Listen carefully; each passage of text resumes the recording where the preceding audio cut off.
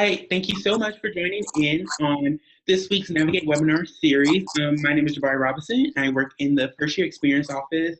We're so happy to partner with Parent and Family Programs to get this webinar series out to you parents to give you information on different offices and resources on campus for your students.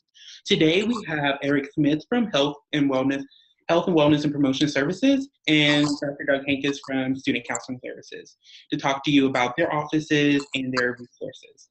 A few housekeeping tips that we're going to go over. So in the bottom of your screen, you're going to see two functions, the Q&A and the chat function. These are ways for you to send in any questions that you have. For Q&A, those will kind of go out to everyone unless you say that you want it to anonymously be published. If not, it will say your name. Chat functions, you can send that directly to a specific panelist or to all the panelists all at once. We suggest that you use either the Q&A or the chat function.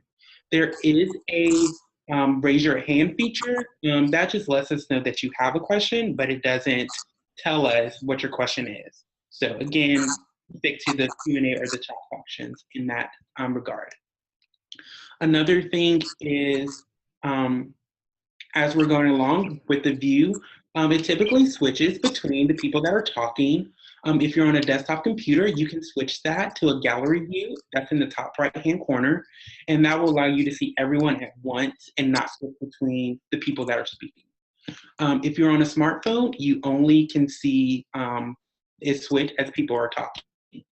If you're calling in, unfortunately, you won't be able to send in your Q&A questions, but feel free to email any of us after the presentation, and we'll answer those questions for you. So now I will turn it over to Eric Smith and Doug Hankins. Cool.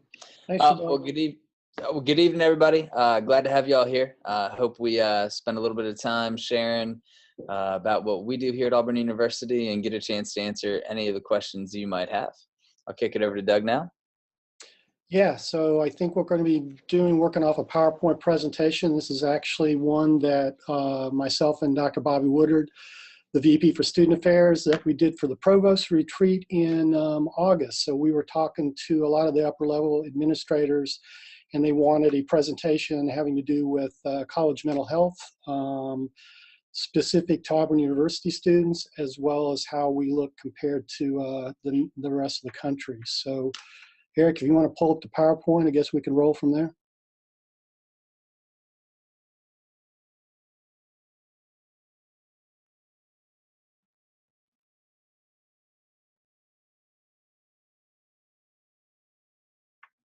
Yeah, that's a nice looking PowerPoint.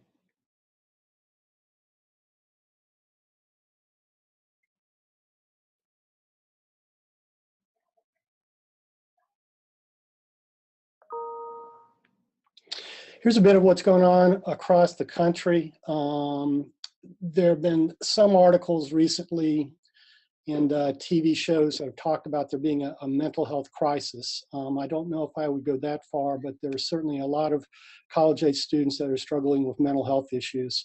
One of the more important statistics and ones that we're very concerned here at Auburn University is suicide prevention, and that is the second leading cause of death among college students.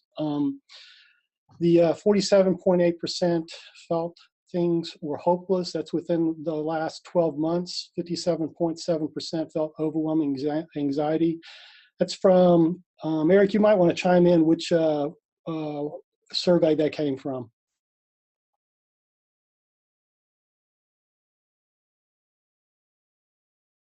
Hey, sorry, I couldn't unmute my mic until I turned the PowerPoint off for a second, but that came from the NCHA survey, which is the National Collegiate Health Assessment Survey, one that Auburn University participates in addition to many other schools, including some of our peers across the Southeastern Conference. And I'll go back to Sharon now. Thanks, Eric.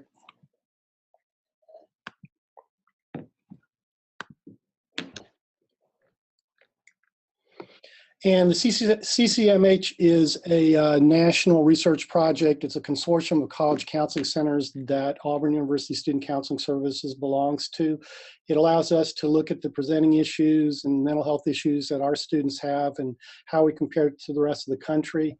As I told the Provost Retreat, the folks there, 4 to 5 years ago, I used to be able to get up in front of a crowd and say, for whatever reason, the Auburn University student body looks like it's more mentally healthy. But I can tell you the last couple of years that we look like exactly like the rest of the country. And what we are seeing is an increase in mental behavioral health issues. And if I could just jump in for a minute, Doug, I think that just in the past few years, I mean, you'd probably agree with me on this, I hope, that we've seen a pretty marked increase just in anxiety with our students. And I know we'll get into that in a little bit later, but it's not only, while mental health is a pretty broad topic, I think when we talk anxiety, that's a big part of what we're seeing too. Yeah, stress and anxiety, we are going to talk about that in a little bit, but that probably is what we're seeing more of.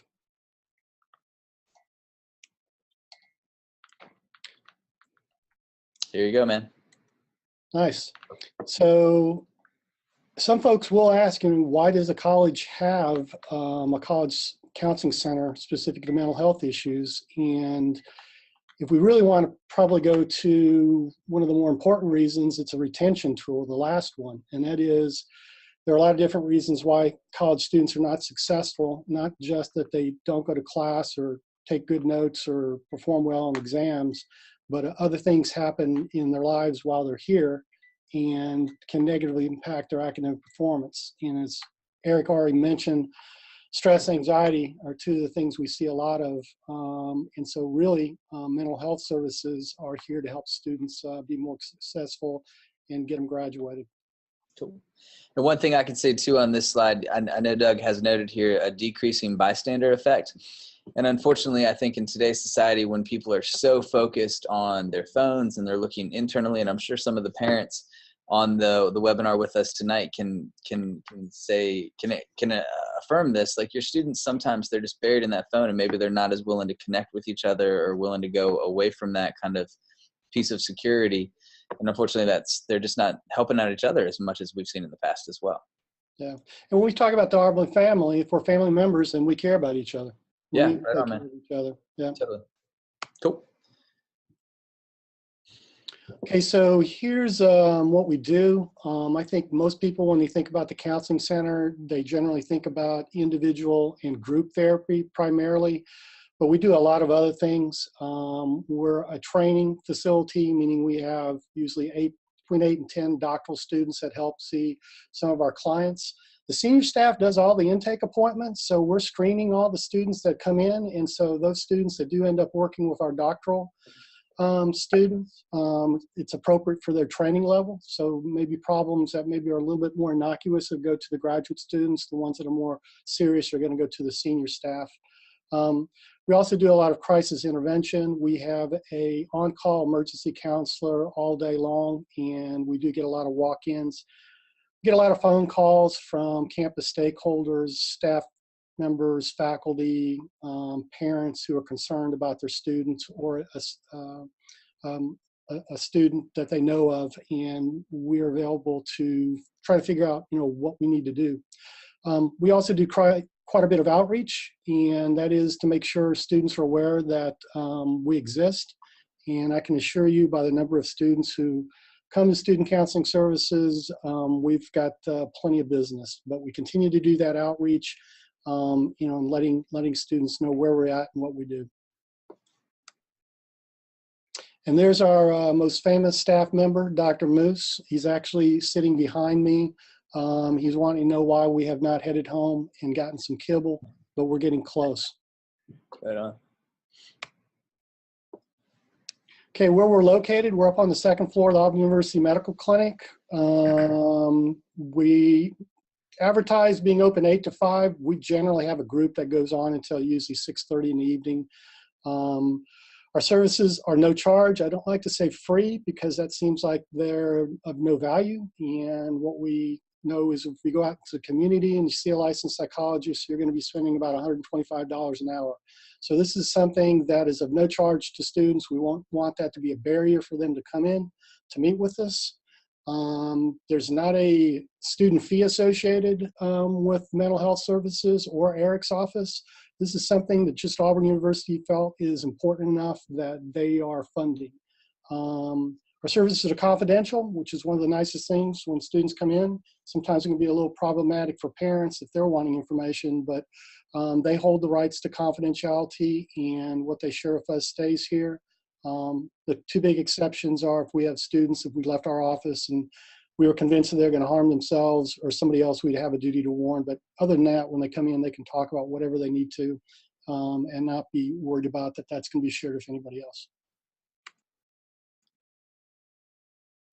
Okay, so last year you can see how many new students that we saw for intake appointments. Almost 1,400 students came in. And the total clients or total students seen were almost 2,000. So some of those include students of a return that we've seen in previous years that have been clients and have decided to come back. We see that's about 7% of the Auburn University student body. Nationally, counseling centers shoot to see about 10% of their student body. With our staff size currently, we're seeing as many as we possibly can. We've had to get real creative in terms of some of the services we offer. Many students would just prefer to be seen in individual counseling, but we have a lot of other workshops and groups that we're doing everything we can to get students in as quickly as possible. So who are the students that come in? You can see, and this is not unusual, that more females than males come in, and that's pretty standard across the country. Females are usually a little bit more willing to go out and seek help. We do try to do some specific outreach to male groups, in particular fraternities, just to make sure that they know that counseling could be a good thing for them. The rest of the figures pretty much mirror our student body. So when you look at the demographics in terms of race, that's pretty similar to what it looks like on our campus, which is good, which means we're seeing everybody, at least percentage-wise. And same for undergraduate and graduate students. And then that last item, the CCAPS is a symptom distress instrument that students fill out when they come in the first time, and we also give it to them occasionally to also see if they're improving or not. And item 51 is a statement that is, I have thoughts of ending my life. And when students come in for their intake appointments, 37.1% of students are endorsing that item, meaning they are having some form of suicidal ideation. So you can see that the students that are coming in, this is not, I can't, you know, we do see students who come in and just, I can't get along with my roommate, but these are some pretty serious mental health issues that we're seeing coming into the counseling center. So where are the referrals coming from? Primarily from self, which is good, which means that they know that the counseling center exists, followed by friends and parents. The medical clinic we work closely with, we work with them in the same building, so we frequently make referrals to one another. They're one of our primary sources. We feel like medication is needed for a student in terms of their treatment. They're frequently seen downstairs, and any student that's seen at the medical clinic, it actually is prescribed psychotropic medication, is always referred to us for counseling. And then you can see faculty and academic advisors are also some of our sources of referrals. So when students fill out their intake information, they can endorse a number. So you'll see that this does not add up to 100%. They can endorse multiple reasons for seeking services. And as Eric had said, you can see the number one and number two are stress, anxiety, and worrying too much. Depression is third, sleep problems. A lot of times that's associated with the first three. And then pretty importantly, when we talked about that retention, is that a lot of them have academic concerns, and part of, again, what's going on is the mental health issues that are affecting them, their ability to be as effective in the classroom as they can. Then relationship, adjustment to universities, family concerns, body image, and then 10th, thoughts of suicide. So for 11.7% of our students coming in, that's the primary reason they're coming in seeking services, that they're having thoughts of killing themselves.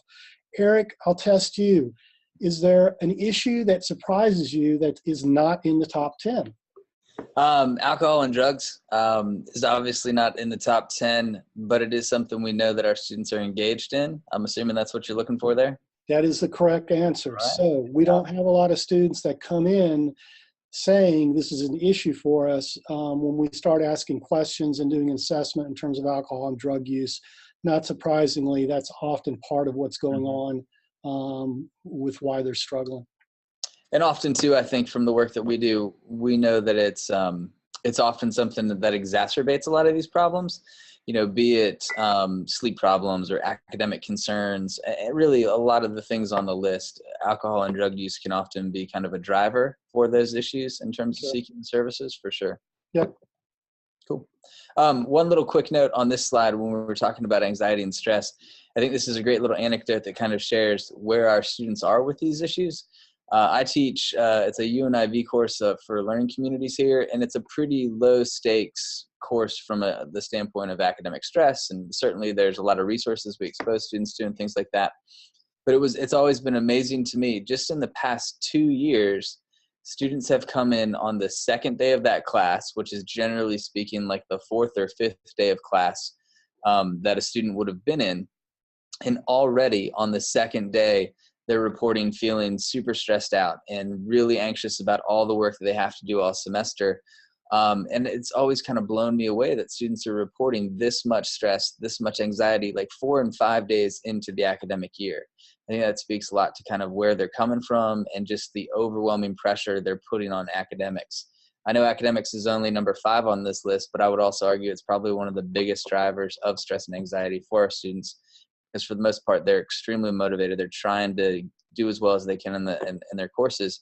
And sometimes it can be a bit of a detriment too. Yeah, when we talk about our student body, too, I do anyway, when you walk around campus, I call them shiny, happy people, because it looks like everybody's doing wonderful.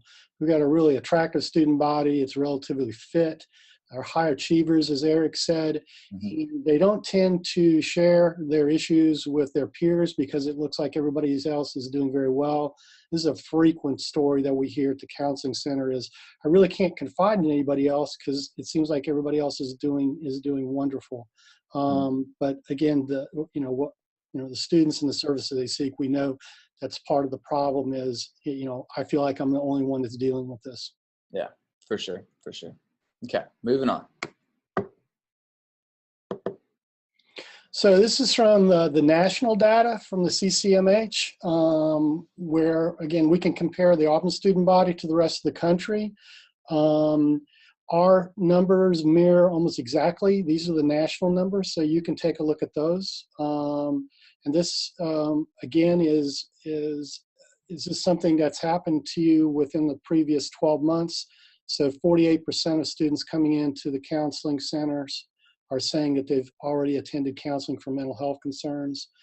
The item, taking medication for a mental health concern, actually this is one of the ones that's actually higher for counseling center clients here at Auburn. About 36% of our students coming in said they've already, within the last 12 months, taking medication for a mental health concern. And then you can see the other two for yourself. Cool. And then just a few more numbers. 31% of our clients coming in have said that they've seriously considered attempting suicide in the past 12 months. Almost 9% have actually made a suicide attempt. 11% considered seriously hurting another person, or 3% have actually intentionally caused serious injury to another person. So again, it kind of gives you, again, scope of the problem and the significance of the issues of the students coming in. So again, this presentation was at the provost retreat, and so we had a lot of department chairs, a lot of people who are going to be connected with students. So we were talking about, how do you make a good referral? And the good referral is typically done by the person who has the best relationship, and that can oftentimes be faculty. And so that's why we go out and do a lot of training with faculty as well as staff, so that, as Eric mentioned, with the bystander effect is if I see something that seems off, I want to be comfortable approaching that individual to talk about that with them. And with faculty, you may see changes in behavior or hygiene or not showing up to class, or maybe they were in the front row at the beginning of the semester and now have, start showing up late. And so we coach the faculty if they have a concern, how to approach that student in a helpful, empathic sort of way, and find out what's going on, and make sure the student is aware that the counseling center exists if that would be an appropriate referral. So again, there's some of the things that you might notice. Again, you have to be looking for it. And with some of our faculty, we have to remind them that this is part of our job. That yes, they're here to teach and chase grant money and do research, but we also want our students to be successful. And so it's part of their responsibility when they see these things to address them. And this again was for the faculty. There's we do a lot of training. We go out to departments and work with the faculty as a group. This resource is actually created by Penn State. We just shared it with the faculty to let them know if they wanted to do some additional training and they wanted to do it online, that Penn State had been gracious enough to share that link. When to refer, and again, this was specific to faculty. If they feel like they're uncomfortable dealing with distressed students, at least be aware when they have one and get them to the help they need. If they feel like they're overwhelmed, they're not trained enough to continue to talk to a student about their issues. Student may cross professional boundaries. Eric, if you had a student knock on your door late at night, would you be concerned? Oh yeah, for sure. For a lot of reasons. So that might be an appropriate referral to the counseling center. If the student is relying solely on you for emotional support, that can be stressful for a faculty member or whoever's trying to help the student, and if they're feeling overwhelmed by themselves. One of the things we tell faculty too is never guarantee confidentiality. Mm-hmm. Students will frequently say this: I'm going to tell you something, I don't want you to share it with anybody else. And we coach the faculty not to do that, in that they can put them in some pretty serious situations. So yeah. Cool. So last year, our Student Government Association initiated a mental health task force. It was campus-wide and was initiated primarily by Walker Bird. Well, there's some other individuals too, right, Eric? Yeah. He was the one kind of at the table. And this came about for a number of different reasons. We've been a relatively small counseling center for a university this size, so we've always been a little bit under-resourced, and we started, our wait periods for students getting in increased, so that became a pretty big concern. And then we had a number of fairly high-profile student suicides. There was a number of things that came together to kind of like, we really need to take a look at what we're doing and should we be doing more. So, Eric, you were on this task force. Who else was on there? We had campus ministers, we had faculty members, we had... It was a really well-representative group. In addition to Walker Bird on the student side, we're fortunate we have students here who are very passionate and really want to see Auburn students succeed in the mental wellness, mental health arena. We had a young lady by the name of Taylor Wesley. She is our, I guess by now, former homecoming queen. She herself is in recovery from an alcohol and an eating disorder. And she did yeoman's work in terms of getting these issues out from behind the curtain, so to speak, and reducing a lot of stigma and really showing what a successful student who is open about their mental health and is getting the help for it can do. So that was really cool. As Doug mentioned, faculty members, law enforcement, different graduate students were there. We had a really good group, and I think we were able to make some really significant progress. They did a lot of data analysis and benchmarking in addition to focus groups with faculty and staff. We actually did work with parents throughout this process too to kind of see what some of their needs were. And I do think that last fall of 2015 will probably go down as a watershed moment for mental health and mental wellness on our campus because of this committee, because of the work of Taylor's homecoming campaign, and then because of the results of that, being the report recommendations were submitted. And now Doug and I do have the ability to go out and get more resources to better serve the students here on our campus. Anything else, man? Yeah, no, it was comprehensive. There was a lot of information gathered, a lot of folks surveyed, and You know, I've been here for 19 years, and I've been part of a number of different task force, including some mental health ones in the past, where you come up with a report and a lot of recommendations, and it goes and sits up on a shelf and gets dusty. And I think both of us can honestly say that's not happening in this case. No. No, and I think another person to call attention to here is Dr. Woodard. He's been a big proponent and supporter of mental health since he came on board just a couple years ago. And I think if it's something as simple as providing the funding for QPR training and just supporting the committee in the way he did, he's certainly done an excellent job as well. Yeah. So the report was submitted and it went up the chain. So it went to Dr. Woodard, it went to Dr. Businger, our provost for academic affairs. It went to Dr. Don Large, who is our chief business officer. And it also went all the way to Dr. Gouge, the president of the university. And so they took a look at the report, and I guess next slide. So here were just some of the recommendations, but what I'll go ahead and cut to the chase and say is that Dr. Large, Businger, and Dr. Gouge pretty much signed off on all of the recommendations. You know, I think we asked for the moon and probably would have been happy if we got half of it. Would you say that's true, Eric? Yeah, for sure.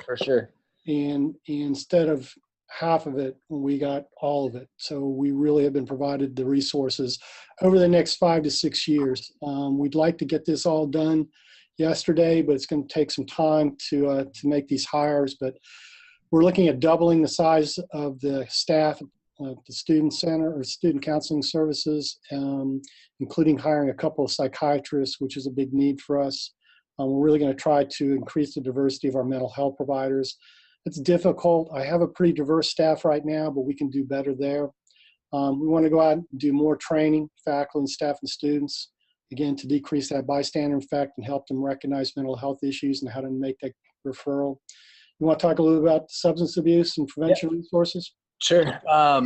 As Doug mentioned, he's been here for 19 years. I've actually been here for 7 years, and the office officially, it officially started when I got here. So I'm the first director, and this is the first move we've made in terms of prevention and health promotion. I think, as with all things, it just takes a little bit of time and persistence, but we've been slowly growing. We recognize strongly that substance abuse prevention and intervention is an area of need for us. It was one of the first focal areas of the office. With the support of the Mental Health Task Force, we've gotten a lot more resources coming down the pipe for recovery. Many university students are attending school now, having already probably been in a treatment program, be it for alcohol or drug addiction, or, as I mentioned before, eating disorders as well. So we're putting a lot more resources towards supporting the unique needs of those students. We're also doing a lot more to address substance use. This year, we're actually piloting a substance use treatment team, which involves a case manager. It'll involve actual therapy, drug testing, and then some group work as well. We'll definitely be partnering with Dr. Doug and his team on this in the future as well, just to make sure we're providing for our students. Some things that aren't on the screen right now that are also really important to our office. We do want to do more. We do want to achieve more in terms of reducing that stigma. So we're going to allocate resources towards that avenue, as well as supporting our other initiatives, which we'll get to in just a little bit. Yeah, we've done a lot the last year or two. We did quite a bit with suicide prevention, but we really did make a big push. Eric and I were able to get some money from the university's concessions board, and about a year ago, we brought in a master trainer. QPR is a best practices suicide prevention program. It's question, persuade, refer. Again, it's being able to identify signs and symptoms of somebody who might be contemplating suicide, and pretty much how to intervene and how to make a good referral. We trained 30 gatekeepers that could go out and train other folks. And so how many people we trained so far across campus? We're up to, I think, just right over 3,000 right now. We basically started training our gatekeepers October of 2015. And in the fall kind of got off to a slow start. We really picked up steam in the spring, throughout the summer, and into the fall. If you get a chance on WTVM, they have a great little piece about a all-day training we did back in September, where we did every hour on the hour, we trained whoever kind of came up, open access training here in the Student Center. And we ended up training a little, I think it was about 380 people that day. The goal of that day was just to put QPR in the hands of as many people as we could, just and have it at times when people could attend. Like if you're a worker in facilities, right, and maybe your day is on a different schedule, we wanted to make sure we provided time for you to come in and get trained, because even that person, someone who, maybe on the totem pole isn't as high up as others, they see patterns, they interact with students. We want to do everything we can to train those individuals and make sure that we're all playing a part in supporting mental health and the mental health of our students here on campus. So we've done a lot, and just what the task force was recommending is let's just go ahead and spread it out further with some additional resources. And then we also are looking into providing 24-hour crisis services. I think we have a slide in a few minutes having to do a critical incident response team. So we do have some 24/7, but this would be more specific to mental health concerns, and we're in the process of working on that right now to get that in place, hopefully sometime during spring semester. And these are not all the recommendations. Any other ones that come to mind, Eric? These were the big ones. There were a lot, but I think these were the big ones. I think the big thing that I'd like folks to take away from this is the Mental Health Task Force did such a good job getting us the recognition and buy-in and support of the university community as a whole. So over the next few years, I know, Doug mentioned 5 years. During those 5 years, you're going to see the foundational components come into play that are really going to allow us to do some unique things, and then and 8 years beyond and things like that. So to me, the big thing with the Mental Health Task Force, the big takeaway is community support from across the board, everyone in the Auburn family, and then having those foundational pieces necessary for us to be able to do what we need to do. Yep. Again, these are just how to utilize the crisis resources that are in place on campus right now. Knowing who has the best relationship with a student is going to be key in making referral, what to do. During business hours, we're available. Like I said, we have an on-call emergency counselor that takes nothing but crisis and emergency calls and walk-ins, and students that have been walked in by other offices across campus. And then obviously, if you've got an immediate situation, 911 is the call. And we have a substation on campus as well now. Yeah, for sure. Yeah. I'm gonna. I'll talk about the critical incident response team real quick. That slide wasn't in here. Sure.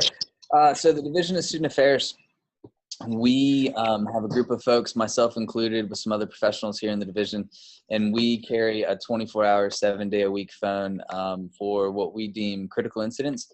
And more often than not, the calls we get on that phone are directly from law enforcement. In particular, if a student is injured or has to be transported to the hospital, let's say something happens along the lines of a significant injury where they have to be airlifted maybe down to Columbus or Montgomery, we will get the call about that. We often get calls around acute alcohol intoxication, which maybe leads to a hospital visit for that student. But there's a team of trained professionals here at the university who are ready to act as, we kind of deem ourselves, secondary responders, and that we're not on scene, but we're there to pick up the pieces and make sure the right people are getting involved.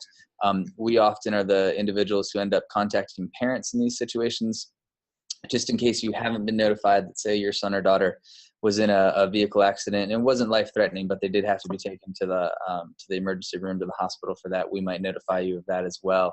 It's really important, if you're on the call, to make sure we have the most up-to-date emergency contact information for your students. That's really important, because if we want to get a hold of you and if we need to get a hold of you, chances are you're going to want to hear from us, and anything we can do to make that easier would be great. So if you could talk to your student about updating their emergency contact information in the Banner system, that would be tremendous. It would be great. Unfortunately, we don't always have the best access to that. But I know as someone who's had to come into the office in the middle of the night to look for contact information, it's always great when we have it, because we really want to make that call. We really want to connect you back with your student and make sure your student's getting the help they need. So, cool. Anything else, Dr. Doug? No, I think that covers it, hopefully. I've stopped. Hello, everyone. I've stopped the sharing for a little bit. I don't know if we've got any questions or anything like that that needs to be dealt with right now. Looking at the time, I know we're already at 6:05. So, Jabari, Tess, anything on y'all's end? Hey, I actually have two quick questions. The first, Doug, really is for you. Can parents make referrals or family members?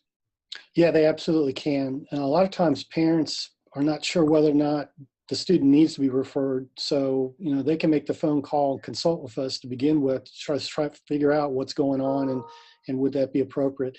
Now, we don't like parents scheduling the appointments because we want their students to take the responsibility. They're more likely to follow through. But certainly they can, they can coach their student how to make that appointment. Awesome. I'm glad you mentioned the consultation piece, because kind of part two of that question was, when students move off to school, that's a really big transition, and how you communicate with your student is probably going to vary because you're not seeing them every day and things of that nature. So how would a parent kind of balance knowing if it was just a common transition or if there was like a serious issue that was happening? Yeah, that's a good question, because you're not right there to see it with your, face-to-face frequently. Again, you're looking for marked changes, and, if you know your student well and you get a sense of what their mood's like, you can kind of, is this within a normal range or not? And if there's any question about whether it's not, is just ask your student. Again, depends on the relationship too. I mean, some parents have better relationships with students than others. So, a lot of that plays a key role in it too. If they've never talked to you before, they're probably not going to start now, but you got to go ahead and make the effort. Awesome. All right. That's all we have for now. Eric, I'll turn it back over to you. Okay, great. I'm going to share a screen again, and we'll go briefly through to some of the services our office offers as well. So bear with me for 1 second.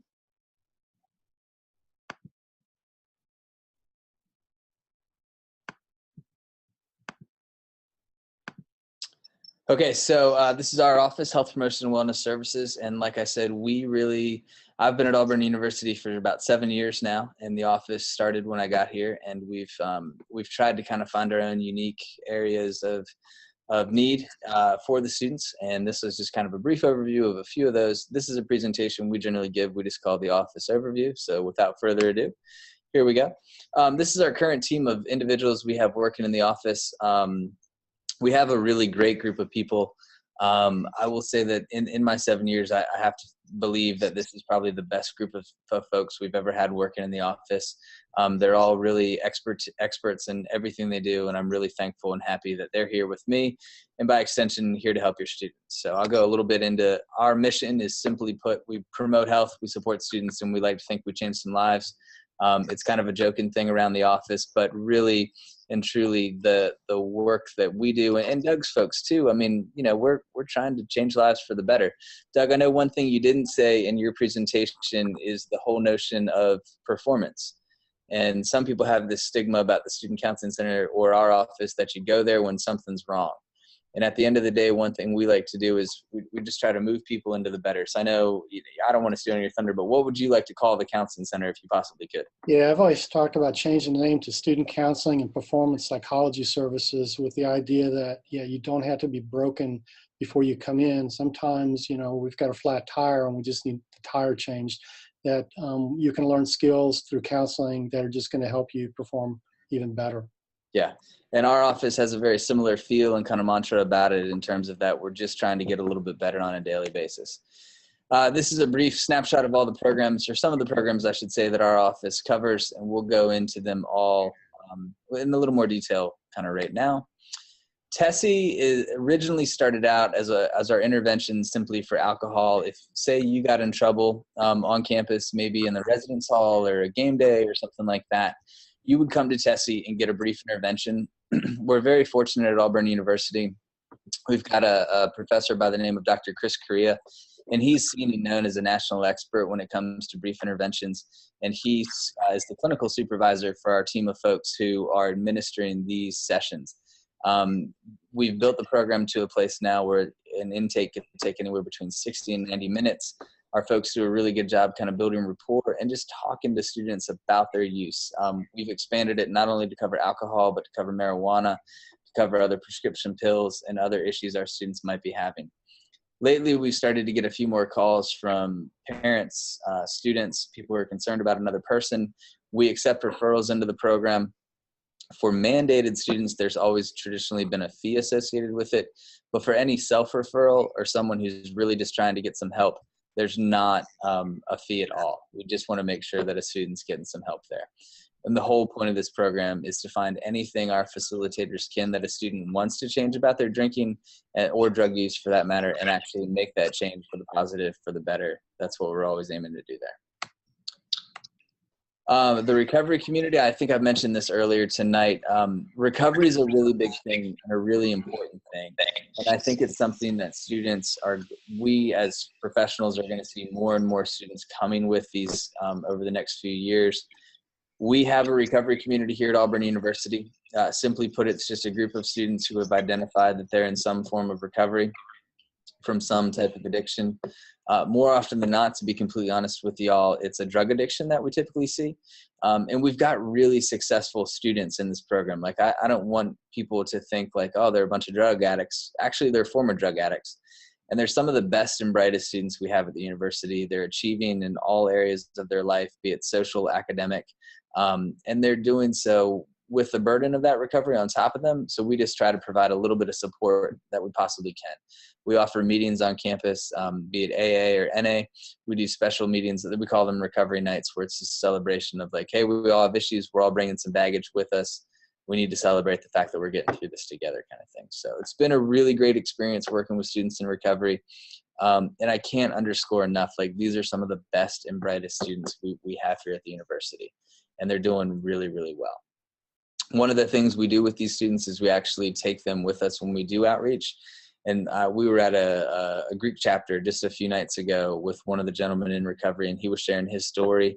And we do that just so like people can understand, maybe you've got a brother, it was a Greek chapter.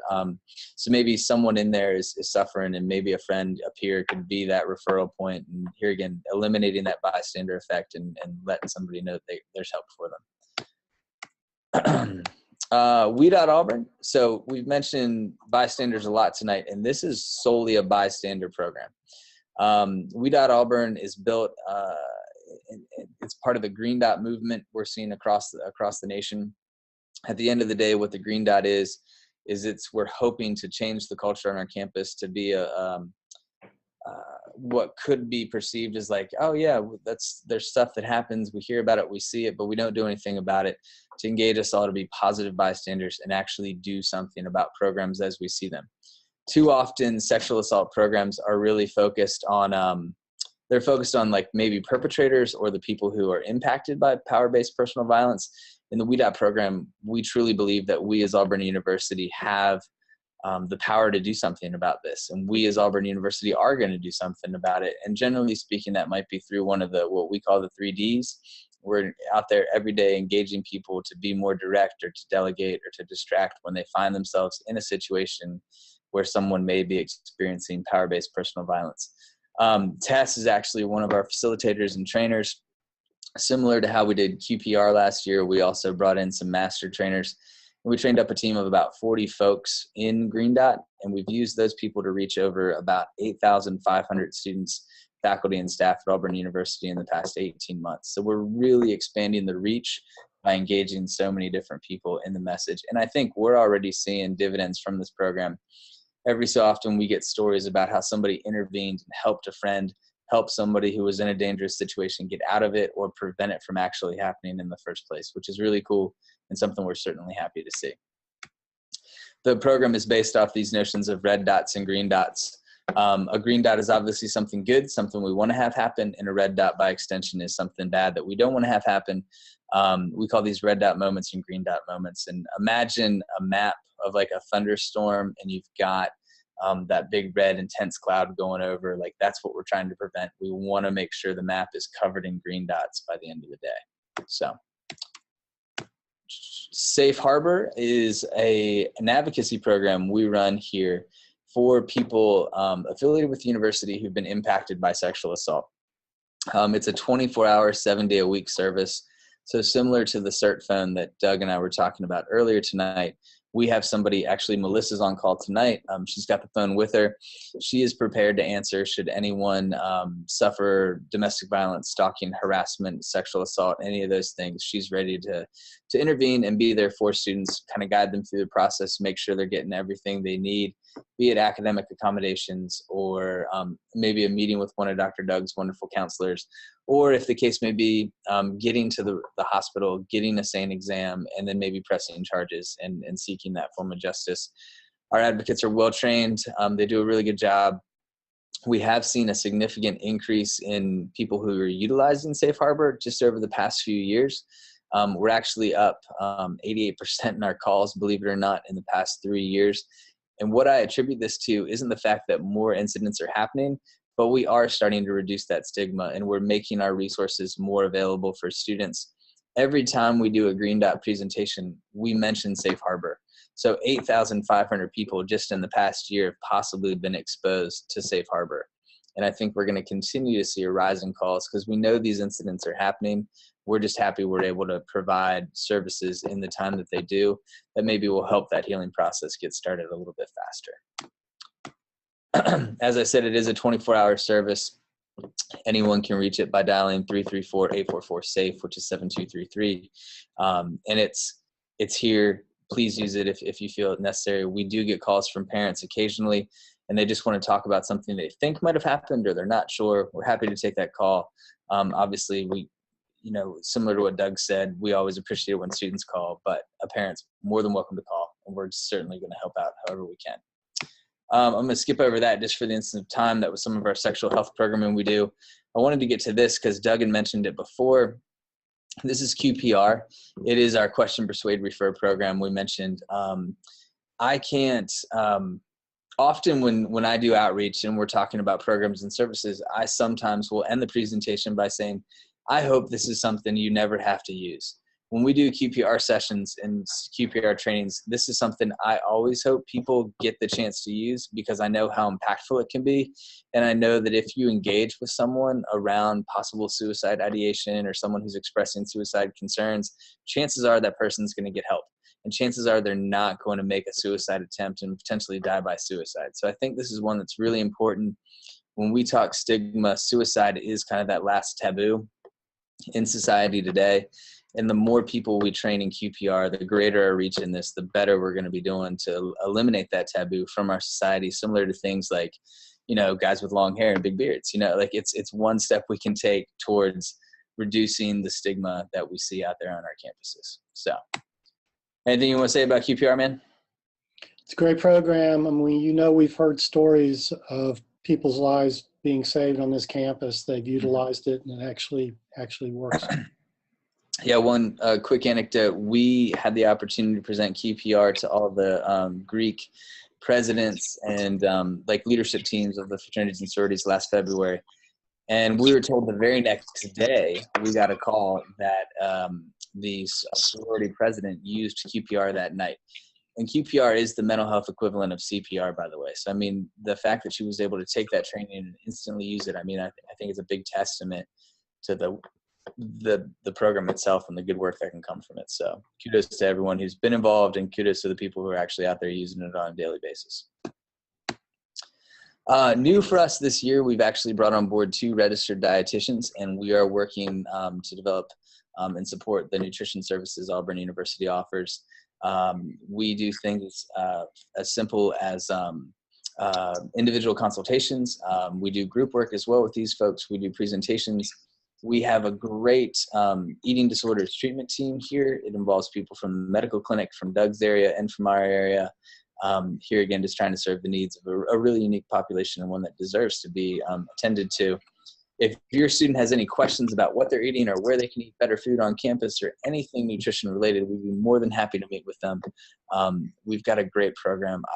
I've only been around these individuals for a couple months. They're doing a really good job and are really flexible. And it seems like the students really respond to them too. The one thing I'll say about the nutrition services that may be a little bit different than some of our other services, this is something that as students are really seeking out.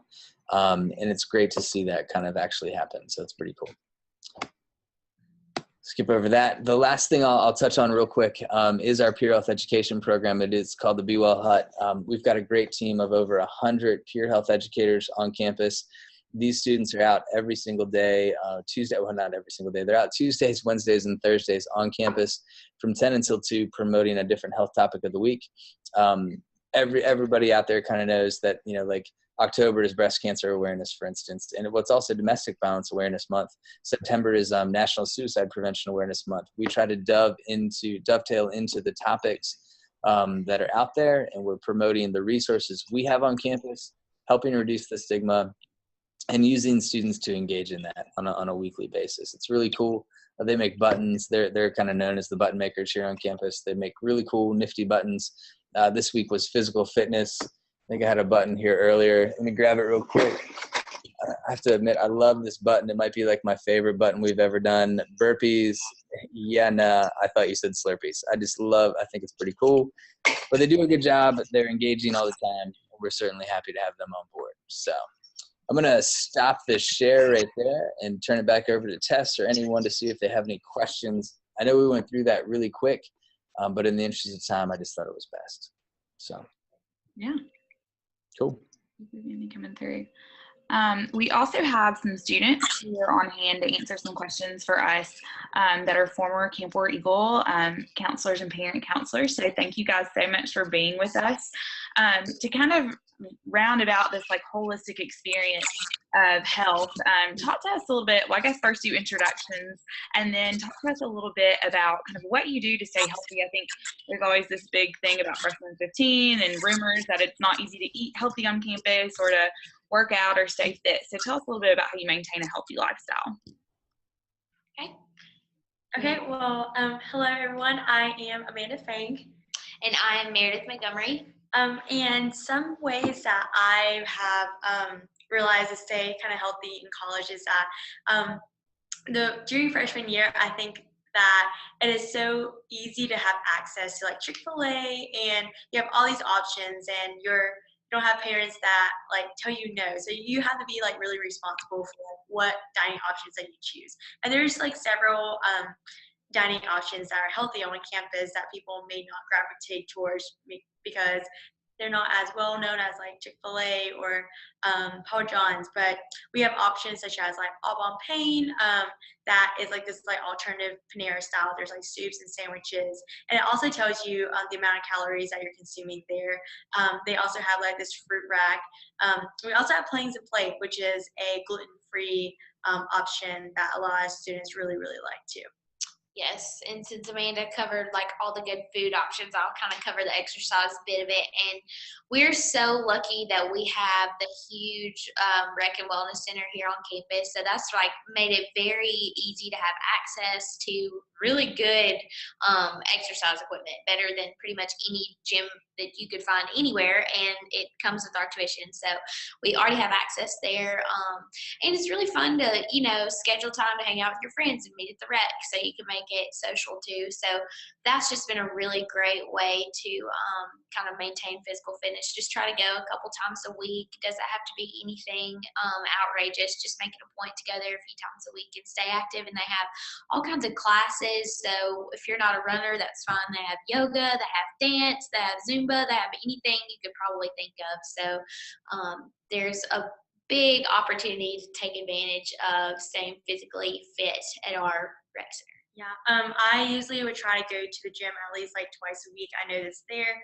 It's more just like making sure that I'm like disciplined enough, and I remember and I'm accountable enough just to go that those 2 times a week that I said I was going to go, because it's very easy just to you know, go to the library or go to the student center just to study and just to eat, just to socialize. But if you just like, you know, take 30 minutes to an hour, which will include like just getting there and coming back, at that time just set apart, just go to rec. Definitely. That's awesome. Something else that Doug touched on from the student counseling perspective is like stress and anxiety and all of those things. I know that you both are very involved students as well. So talk to us a little bit about kind of that school work, I guess, and life balance, and kind of how you maintain a healthy lifestyle, even with the rigors of school and stress and extracurriculars. Yeah, I was just going to say it's really about setting priorities, but you guys go ahead. Yeah. I agree. It is definitely priorities. It's funny you said that because this past week during fall break, I kind of realized, I have just been go, go, go, go, go. And I just really enjoy like fall break, just not doing anything, just kind of sitting back. But I realized something that sometimes you need to choose people over projects. So you're going to be busy regardless. You're going to have school, you're going to have involvement. But then sometimes if you just make a little bit time for your friends, that it really does help with that stress. Talk it out.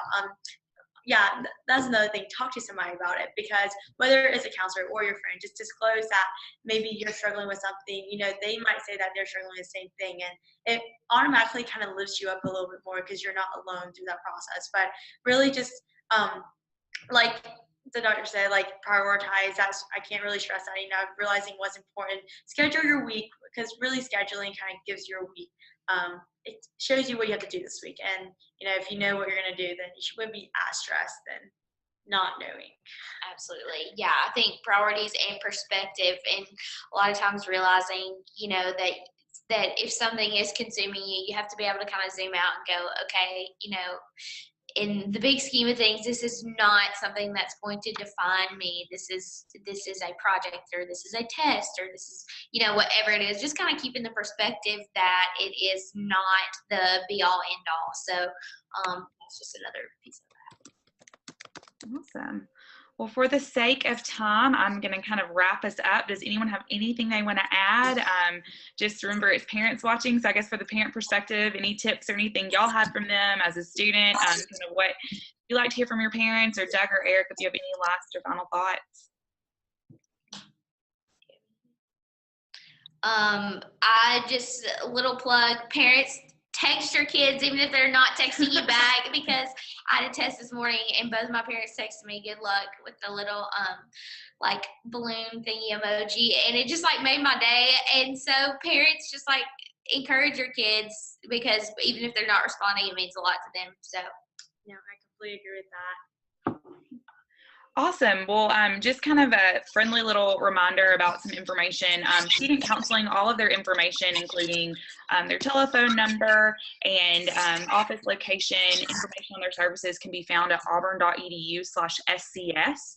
And same goes for health promotion and wellness services. Their information is on auburn.edu/health and wellness. So if you need anything from us, please feel free to email us at parent@auburn.edu. And thank you so much to our students and to Eric and Doug for taking the time to stay late after work and school today to speak to our parents. We really, really appreciate it. So thank you guys so much, and War Eagle.